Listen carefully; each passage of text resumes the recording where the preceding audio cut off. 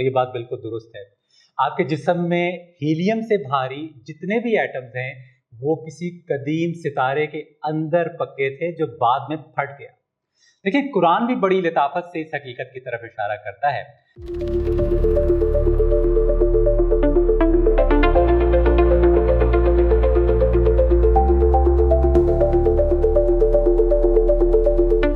خوش آمدید۔ پچھلی قسط میں ہم نے بات کی تھی کہ ایٹم کو معجزہ کیوں سمجھا جاتا ہے اور تخلیق پر غور کرنا کیوں ضروری ہے۔ آج جیسا کہ ہم نے وعدہ کیا تھا ہم اس شاندار داستان میں داخل ہو رہے ہیں کہ ایٹمز کی ابتدا کیسے ہوئی۔ محمود، میں اس کا شدت سے منتظر ہوں۔ یہ تو ایک کازمک بلاک بسٹر جیسی لگ رہی ہے کہ ایٹم کیا تخلیق ایک ایڈونچر سفر ہے، کیا ایسا ہی ہے؟ یہ واقعی ایسا ہی ہے، ایک بلاک بسٹر کہانی ہے یہ حارث۔ دیکھیں ہم اربوں سال پر محیط واقعات پر بات کریں گے، کائنات کی پیدائش سے لے کر ستاروں میں عناصر یعنی ایلیمنٹس کی تشکیل تک۔ دیکھیں تصور کریں کہ ایک وقت ایسا تھا جب کوئی ایٹم وجود میں نہیں آیا تھا، پھر آہستہ آہستہ ایٹمز بنے اور آخر کار ان سے آج کا سارا مادہ یعنی کہ میٹر تشکیل پایا۔ دیکھیں یہ آگ اور روشنی کی کہانی ہے، ایک ایسی عظیم قوتوں کی جو مکمل توازن کے ساتھ میٹر یعنی مادے کو جنم دیتی۔ تو آئے پھر شروع کرتے ہیں۔ بگ بینگ، ہم سب نے اس کے بارے میں سنا ہوا ہے، اس کا ایٹم سے کیا تعلق ہے؟ دیکھیے بگ بینگ دراصل ایک نظریہ ہے کہ کائنات تقریباً 13.8 ارب سال پہلے ایک انتہائی گرم اور گھنی حالت سے وجود میں آئی۔ اس ابتدائی لمحے میں کائنات کی ساری توانائی اور مادہ ایک انتہائی چھوٹی جگہ میں سمویا ہوا تھا۔ بعض سائنسدان اسے شاعرانہ انداز میں کاسمک ایگ بھی کہتے ہیں۔ اس وقت ایٹمز کا کوئی وجود نہیں تھا کیونکہ حالات اتنے گرم تھے کہ ایٹمز بن ہی نہیں سکتے تھے، اس کے بجائے صرف فنڈامنٹل پارٹیکلز کا ایک پلازما موجود۔ تو یعنی اس وقت کی حالت گویا ایک اٹامک سوپ جیسی تھی، ہر طرف کوارٹز، الیکٹرانز، فوٹونز، ایسا کچھ؟ جی بالکل ایسا ہی ہے۔ ابتدائی لمحے میں توانائی ہی توانائی تھی جو آہستہ آہستہ پارٹیکلز میں تبدیل ہونے لگی۔ جیسے ہی کائنات تھوڑی سی ٹھنڈی ہوئی، کوارکس جو پروٹونز اور نیوٹرون کے بنیادی اجزاء ہیں اور الیکٹرونز یہ نمودار ہوئے۔ بگ بینگ کے کچھ ملینز آف سیکنڈ کے اندر کوارکس سے مل کر پروٹونز اور نیوٹرونز بنائے، پھر چند منٹ کے اندر یہ پروٹونز اور نیوٹرونز مل کر نیوکلائی بنانے لگے، زیادہ تر ہائیڈروجن اور ہیلیم نیوکلائی اور تھوڑا بہت لیتھیم۔ اس عمل کو بگ بینگ نیوکلیوسنتھسس کہا جاتا ہے، مگر ابھی تک نیوٹرل ایٹمز نہیں بنے تھے کیونکہ الیکٹرونز ابھی نیوکلائی کے ساتھ بائنڈ نہیں ہو سکتے تھے، وہ بالکل آزاد گھوم رہے۔ بٹ اگر کائنات اس وقت ایک گرم پلازما کی طرح تھی تو یہ اصل ایٹمز جس میں الیکٹرانز نیوکلائی کے ارد گرد آربٹ کر رہے ہیں وہ کب بنے تھے؟ دیکھیے کائنات کو کافی حد تک ٹھنڈا ہونا پڑا اور تقریباً 3,80,000 سال بعد ایسے حالات بنے کہ الیکٹرانز نیوکلائی کے گرد مستحکم ہو سکیں۔ اس واقعے کو سائنس کی زبان میں ریکمبینیشن کہا جاتا ہے، کہ دراصل پہلی بار الیکٹرانز اور نیوکلائی کے ملنے کا عمل تھا تاکہ نیوٹرل ایٹمز بن سکیں۔ اس وقت اولین ایٹم وجود میں آئے، زیادہ تر ہائیڈروجن اور کچھ ہیلیم، اور بہت انٹرسٹنگ بات یہ ہے کہ اس لمحے کائنات بے حد شفاف ہو گئی۔ اس وقت کی روشنی آج بھی ہمیں cosmic microwave background radiation کی صورت میں نظر آتی ہے۔ 3,80,000 سال کافی لمبا وقت لگتا ہے، لیکن آئی گیس کاسمک اسکیل پر تو یہ صرف ایک شروعات لگتی ہوگی۔ تو پہلا ایٹم ہائیڈروجن اور ہیلیم تھا، رائٹ؟ یہ دونوں سب سے ہلکے ایلیمنٹس ہیں، لیکن پیریوڈک ٹیبل کے باقی ایلیمنٹ جیسے carbon, oxygen, iron, gold etcetera یہ تو پھر بگ بینگ میں نہیں بنے ہوں گے۔ بالکل درست۔ دیکھیے بگ بینگ کے نتیجے میں زیادہ تر ہائیڈروجن جو کہ تقریباً 75% اور ہیلیم جو کہ تقریباً 25% تھا یہ پیدا ہوئے، اور صرف جیسے میں نے پہلے بتایا بہت تھوڑی مقدار میں لیتھیم بنا۔ اس وقت بھاری عناصر نہیں بن سکتے تھے کیونکہ کائنات بہت تیزی سے پھیل رہی تھی، درجہ حرارت انتہائی زیادہ تھا، یعنی حالات ایسے نہیں تھے کہ لیتھیم سے بڑے نیوکلائی بن سکیں۔ تو پھر سوال یہ پیدا ہوتا ہے کہ باقی تمام عناصر کہاں سے آئے؟ اس کا جواب ہے ستاروں سے۔ बिग बैंग के चंद 100 मिलियन साल बाद जब कायनात इतनी ठंडी हो गई कि एटम मुस्तहकम हो सकें, तो ग्रेविटी ने हाइड्रोजन और हीलियम के गैस के बड़े बड़े बादलों को इकट्ठा करना शुरू किया। ये बादल आखिरकार पहले स्टार्स बने। इन सितारों के अंदर दर्जा हरारत इतना ज़्यादा हो गया कि न्यूक्लियर फ्यूजन का अमल शुरू हुआ, यानी हल्के न्यूक्लियाई आपस में जुड़कर भारी एलिमेंट बनाने लगे। सितारे अपनी ज़िंदगी का ज़्यादातर हिस्सा हाइड्रोजन और हीलियम में तब्दील करते हुए गुजारते हैं। बड़े सितारों में जब हाइड्रोजन कम हो जाती है तो वो हीलियम को कार्बन में, फिर कार्बन को ऑक्सीजन में तब्दील करते हैं। यूं ये मरहलावार भारी अनासिर बनाते हैं, यहाँ तक कि आयरन तक पहुंच जाते हैं। ये तो फिर स्टार्स तो एलिमेंट की फैक्ट्रीज हुए। अच्छा, आपने कहा कि फ्यूजन के प्रोसेस में आयरन बन के रुक जाता है। आखिर आयरन में ऐसी क्या खास बात है? आयरन फ्यूजन के लिए एक तरह से डेड लाइन, एंड लाइन या इख्तितामी लाइन है। आयरन से जो हल्के अनासिर यानी लाइट एलिमेंट है, इनको आपस में जब हम मिलाते हैं तो उससे तवानाई खारिज होती है, और यही तवानाई आप सितारों को चमकने और जिंदा रखने का जरिया बनती है। लेकिन जब आप आयरन को किसी भारी एलिमेंट में तब्दील करने की कोशिश करते हैं तो वो तवानाई को पैदा नहीं करता, बल्कि तवानाई को जज़ब करता है। यानी इस अमल के लिए हमें इजाफी तवानाई दरकार होती है। ये बिल्कुल ऐसा है जैसे आप किसी दीवार से टकरा गए। आयरन से आगे फ्यूजन सितारों के लिए तवानाई पैदा करने में हरगिज मददगार नहीं रहता। लिहाजा जब किसी सितारे का मरकज यानी सेंटर या न्यूक्लियस जो कि ज़्यादातर आयरन पर मुश्तमिल हो जाता है, तो वो फ्यूजन के अमल से तवानाई पैदा नहीं कर सकता। यही वजह है कि सितारों में फ्यूजन का अमल अमूमी तौर पर आयरन पर आकर रुक जाता है। तो अब सवाल ये पैदा होता है कि आयरन से भारी अनासिर जैसे गोल्ड, यूरेनियम या लेड आम फ्यूजन से नहीं बनते, तो फिर वो कैसे बनते हैं? इनके लिए दरअसल हमें ज़्यादा शिद्दत चाहिए होती है, ज़्यादा एनर्जी रिक्वायर होती है।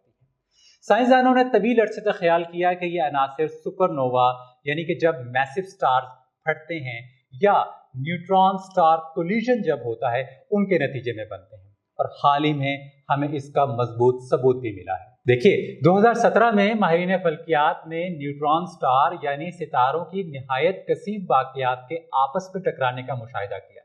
उन्होंने ये मुशाहिदा रिवायती टेलीस्कोप या ग्रेविटेशनल वेव डिटेक्टर्स दोनों के जरिए किया।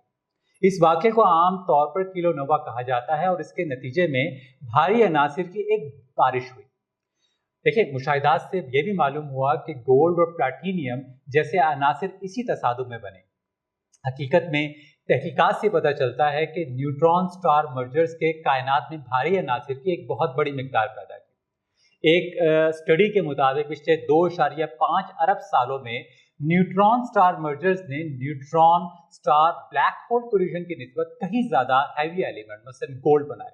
ये गोया कॉस्मिक गोल्ड माइन है, बिल्कुल हकीकी मायनों में। इंटरेस्टिंग।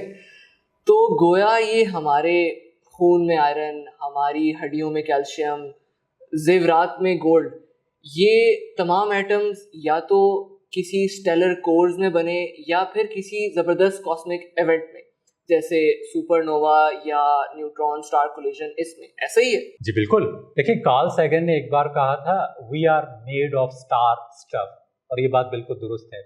आपके जिस्म में हीलियम से भारी जितने भी एटम्स हैं वो किसी कदीम सितारे के अंदर पक्के थे जो बाद में फट गया। देखिए, कुरान भी बड़ी लताफत से इस हकीकत की तरफ इशारा करता है। अल्लाह ताला सूरह हदीद के अंदर फरमाते हैं, और हमने लोहे को उतारा जिसमें सख्त हैबत और कुव्वत है, और लोगों के लिए और भी बहुत से फायदे हैं। देखिए, ये जो लफ्ज़ उतारा है, इसका ये बहुत एक दिलचस्प लफ्ज़ है, क्योंकि साइंसी तौर पर भी ये बात वाज़ेह है कि आयरन वाकई आसमानों से आया है, सुपरनोवा धमाकों के मलबे से, जो कि नौजवान ज़मीन पर बरसा। यानी आयरन ज़मीन पर नहीं बना, बल्कि कायनात से यहाँ आया। मुझे लगता है कि नबी करीम सल्लल्लाहु अलैहि वसल्लम के दौर में शायद लोग इस बात को एज अ मुहावरा या अल्लाह की अता के तौर पर समझते हों, लेकिन आज हम समझते हैं कि ये एक साइंटिफिक हकीकत पर भी मबनी हो सकता है, और आयरन और इसके दूसरे एलिमेंट्स वाकई ऊपर से आए हुए हैं। जी बिल्कुल। देखें, लोहा उतारा पुराने मुफस्सरीन में भी इसको एक मुहावरे के तौर पर या अल्लाह की अता के तौर पर समझते हैं, लेकिन बेशक ये अल्लाह ताला की अता है। लेकिन आप इस चीज़ को जान लीजिए कि ये उन मकामात में से एक है जहाँ पे साइंस और स्क्रिप्चर हम आहंग होते नजर आते हैं। देखिए, एक और आयत जिसे अक्सर उलमा कराम बिग बैंग का इशारा समझते हैं, मैं आपको उस आयत का तर्जुमा सुनाता हूँ। सूरतुल अंबिया की आयत नंबर 30, जिसमें अल्लाह ताला फरमाते हैं कि क्या इनकार करने वालों ने नहीं ये देखा कि आसमान और ज़मीन बाहम मिले जुले थे, फिर हमने उन्हें जुदा किया और हर जिंदा चीज़ को हमने पानी से पैदा किया, क्या फिर भी ये लोग ईमान नहीं लाते? ये वाकई हैरत अंगेज तौर पर कॉस्मोस की आगाज़ की अक्स बंदी करता है, जैसे कि एक इब्तदाई वादत और फिर फट कर अलग करना। देखिए, बिल्कुल ऐसा लगता है जैसे कुरान कह रहा हो कि कायनात इब्तदा में एक इकाई थी, फिर आसमान और ज़मीन में तकसीम हो गई। आज के कई जदीद कारी इस इनिशियल सिंगुलैरिटी और फिर एक्सपेंशन को बिग बैंग की अलामत के तौर पर देखते हैं। मजीद बरा इसी आयत में कायनात की तख्लीक को ज़िंदगी की इब्तदा से जोड़ दिया गया है। हर जिंदा चीज़ को पानी से पैदा किया, जो साइंसी लिहाज से भी बहुत अहम है, क्योंकि लाइफ की इब्तदा वाकई पानी से हुई। वाकई सोचने पर मजबूर कर देने वाली बात है। अच्छा, अब जब हम एक्सपेंशन की बात कर ही रहे हैं तो महमूद, क्या कुरान में कहीं एक एक्सपैंडिंग यूनिवर्स के कॉन्सेप्ट का जिक्र है? जी बिल्कुल। देखिए, कुरान मजीद में अल्लाह ताला फरमाते हैं, और आसमान को हमने कुव्वत के साथ बनाया और हम ही इसे वुसअत देने वाले हैं। ये जो लफ्ज़ लमूसिऊन है, इसका मतलब है हम इसे फैला रहे हैं या हम वुसअत देने वाले हैं। ये हैरान कौन है, क्योंकि कायनात की एक्सपेंशन सबसे पहले एडविन हबल ने 1929 में दरियाफ्त की, जो कि मॉडर्न कॉस्मोलॉजी की बुनियाद है। कुरान का 14 सदियों पहले ये कहना वाकई काबिल तवज्जो बात है। ये आयतें वाकई गौर व फिक्र के लिए काफ़ी हैं। Well, coming back to the atoms, हमने बात की कि इब्तदाई कायनात में हाइड्रोजन और हीलियम बने, सितारों ने आयरन के एलिमेंट्स और धमाकों ने हैवी एलिमेंट्स। तो जब हमारा सोलर सिस्टम वजूद में आया, तब तक पीरियोडिक टेबल गैस के एक बादल में मौजूद था, ऐसा ही? पहले सितारे पैदा हुए और ख़त्म हुए, और अपने अंदर के जो एलिमेंट्स थे उन्होंने उनको बखेर दिया। देखिए, हमारा जो सोलर सिस्टम है, इसकी तश्कील तकरीबन 4.6 अरब साल पहले इन्हीं एलिमेंट से भरपूर एक नेबुला से हुई। यूँ ज़मीन को iron, silicon, nitrogen, oxygen, carbon वगैरह सब कुछ मिला, जिनसे सैयारे और बिला आखिर ज़िंदगी वजूद में आई। यानी एटम की ये फॉर्मेशन एडवेंचर बिग बैंग से शुरू होकर स्टारडस्ट से लेकर इंसान तक। ये बहुत आजी पैदा करने वाली हकीकत है। हम अक्सर ख़ुद को कायनात से अलग समझते हैं, लेकिन असल में हम इसी का हिस्सा हैं। हम अपने अंदर कायनात की तारीख लिए फिरते हैं, एंड आई थिंक के दैट इज़ वाई एस्ट्रोनॉमर्स अक्सर कहते हैं कि हम एस्ट्रोनॉमिकल ऑरिजिन्स रखते हैं। जी बिल्कुल दुरुस्त हारिस। और जब हम अपने पॉडकास्ट के मिरेकल थीम से इसको जोड़ते हैं, तो ये बात सामने आती है कि पूरी तख्लीक कितने नाजुक फाइन ट्यूनिंग पर मबनी है। देखिए, अगर फंडामेंटल फोर्सेस में ज़रा सा भी फ़र्क होता तो ना एटम्स बनते, ना सितारे या अनासिर तख्लीक कर पाते। मिसाल के तौर पर स्ट्रॉन्ग न्यूक्लियर फोर्स जो एटमी न्यूक्लियाई को बांधे रखती है, इसको निहायत मखसूस हद में होना चाहिए। अगर ये थोड़ी सी भी कमज़ोर होती तो प्रोटॉन्स आपस में ना जुड़ते और हाइड्रोजन के बाद कुछ ना बनता, और अगर ये थोड़ी सी भी ज़्यादा मजबूत होती तो तकरीबन सारा हाइड्रोजन इब्तदाई दौर में हीलियम या भारी अनासिर में तब्दील हो जाता, और पानी या लंबी उम्र वाले सितारे कभी भी ना बन पाते। देखिए, एक माहिर तबियात ने कहा कि अगर स्ट्रॉन्ग फोर्स सिर्फ 2% ज़्यादा होती तो क्वार्क से प्रोटॉन बनते ही ना, यानी एटम्स वजूद में ही ना आते, और अगर ये 9% कमज़ोर होती तो सितारे हाइड्रोजन से आगे अनासिर को बना ही ना पाते। ऐसा लगता है जैसे कुदरती कवानीन को खुद चुना गया हो ताकि एटम्स की तख्लीक और कीमियाई पेचीदगी मुमकिन हो सके। आपकी बात से मुझे ये समझ आई कि अगर कोई खालिक पर यकीन ना रखता हो तो ये सब तो उसके लिए एक इत्तेफाक लगता होगा, और अगर यकीन रखता हो तो एक वाज़ेह इशारा है कि तख्लीक के पीछे एक इरादी निज़ाम है। फाइन ट्यूनिंग की दलील वाकई बहुत ताकतवर है। इतने सारे फैक्टर्स बस दुरुस्त अंदाज में ही ऐसे होना कि एटम्स एक ज़िंदगी का वजूद ले आए, میرا نہیں خیال کہ یہ پاسبل ہے۔ دیکھیے یہ بالکل ممکن ہے، یہی وجہ ہے کہ بہت سے سائنسدان اور فلسفی کائنات کی ترتیب سے حیران رہ جاتے ہیں۔ یقیناً یہ ایمان کا کوئی ثبوت نہیں ہے، لیکن یہ مقصد اور حکمت کے امکان کو ضرور تقویت دیتا ہے۔ جیسا کہ قرآن ایک سوالیہ انداز میں فرماتا ہے کہ اللہ کے سوا کون ہے جو تخلیق کو چلا رہا ہے۔ دیکھیں بطور اہل ایمان ہم یقین رکھتے ہیں کہ اللہ تعالیٰ نے ان نیچرل لاز کو حکمت سے بنایا ہے۔ یہ سارا توازن نہ تو اتفاق ہے اور نہ ہی بے مقصد۔ خیر یہ ایٹمز کا سفر تو چلتا ہی جائے گا، اور کون جانتا ہے کہ ہم اور آپ کیا کچھ سیکھیں گے۔ شاید زندگی کے آغاز کا راز بھی انہی ایٹمز کے اندر پوشیدہ ہو۔ دیکھیں حارث، یہ ایک ایسا سفر ہے جو کہ جاری ہے۔ ہر نئی دریافت، چاہے وہ بلیک ہول کی تصویر ہو یا گریویٹیشنل ویوز کا مشاہدہ، ہماری اوریجن کی پہیلی میں ایک نیا ٹکڑا جوڑ دیتی ہے۔ لیکن سب سے دلچسپ بات یہ ہے کہ یہ دریافتیں اللہ کی نشانیاں کم نہیں کرتی، بلکہ ہمارے لیے ان میں حیرت اور عظمت اور زیادہ بڑھ جاتی ہے۔ یہ دریافتیں ہمیں کیسے کا جواب دیتی ہیں، مگر کیوں کا حیران کن سوال پھر بھی باقی رہتا ہے۔ بالکل صحیح۔ چلیں اب اس قسط کا اختتام کچھ سادہ پوائنٹس میں لوگوں کو سمجھنے کے لیے اس کا ایک خلاصہ کر لیتے ہیں۔ جی بالکل، میں اس کا ایک خلاصہ آپ لوگوں کے سامنے پیش کر دیتا ہوں کہ دیکھیں کائنات کا آغاز بگ بینگ ہاٹ 10 اسٹیٹ سے شروع ہوا، جہاں شروع میں کوئی ایٹمز نہیں تھے، لیکن جیسے جیسے کائنات پھیلی اور ٹھنڈی ہوئی سب ایٹامک پارٹیکلز بنے، جو تقریباً 3,80,000 سال بعد ہائیڈروجن اور ہیلیم کو وجود میں لے آئے۔ گریوٹی نے ان ایٹمز کو اکٹھا کر کے سٹارز بنائے، جہاں نیوکلیئر فیوژن کے ذریعے بھاری عناصر بنے آئرن تک۔ آئرن سے بھاری عناصر جیسے گولڈ ان خاص واقعات کے نتیجے میں بنے جن کو ہم سپر نووا ایکسپلوژن اور نیوٹران سٹار کولیجن کے طور پر جانتے ہیں۔ اس طرح ہمارے جسم کے ہر ایٹم کا کاسمک اوریجن ہے، اور اکثر تو یہ واقعی سٹار ڈسٹ ہے۔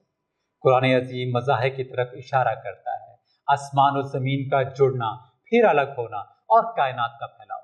وہ تمام قوانین اور حالات جن کی بنیاد پر ایٹم وجود میں آئے نہایت فائن ٹیون ہیں، اور یہ تخلیق میں مقصدیت کی واضح علامت ہے۔ یہ ساری فارمیشن ایڈونچر ہمیں دکھاتی ہے کہ ہمارا وجود واقعات کی ایک ایسی زنجیر پر منحصر ہے جو انتہائی پریسیجن کے ساتھ ترتیب دی گئی ہے۔ بگ بینگ کی پہلی روشنی سے لے کر سٹیلر فرنسز میں عناصر کے بننے تک یوں لگتا ہے جیسے کائنات پہلے سے جانتی تھی کہ ہم آ رہے ہیں۔ واقعی یہ دل کو حیرت سے بھرنے والی بات ہے۔ خیر اب ہم اپنے اگلے موضوع کے لیے اس کو بنیاد بناتے ہیں، اور اب چونکہ ہمارے پاس ایٹمز موجود ہیں، سوال یہ ہے کہ ایٹمز کے اندر کیا ہوتا ہے۔ اب ہم مائکروسکوپک سے مائکروسکوپک کی طرف بڑھیں گے۔ آپ جانیں گے کہ ایٹم در حقیقت کتنا چھوٹا ہے، نیوکلیس کیا ہوتا ہے، اور الیکٹرانز کس طرح کا رویہ رکھتے ہیں۔ اور یقین کریں کوانٹم بیہیویئر نہایت عجیب اور دلچسپ ہے۔ ہم کچھ ایسی مثالیں بھی دیں گے جو آپ کو ایٹم کے حجم کے بارے میں حیران کر دیں گے۔ ساتھ ہی ہم یہ بتائیں گے کہ اللہ کی نظر سے کوئی ذرہ اوجھل نہیں، جیسا کہ قرآن میں ذکر ہے۔ اور شاید ہم کچھ کوانٹم سرپرائز پر بھی بات کریں جو آئنسٹائن کو بھی پریشان کر گئے تھے۔ Quantum surprises, very well. تو دوستو ہماری اگلی قسط inside the atom universe within ضرور سنیے، جہاں ہم ایٹم کے اندرونی دنیا کا جائزہ لیں گے اور اس کی تعلیمی سفر کو جاری رکھیں گے۔ اگلی قسط تک ہمارے ساتھ رہیے۔ السلام علیکم ورحمۃ اللہ وبرکاتہ۔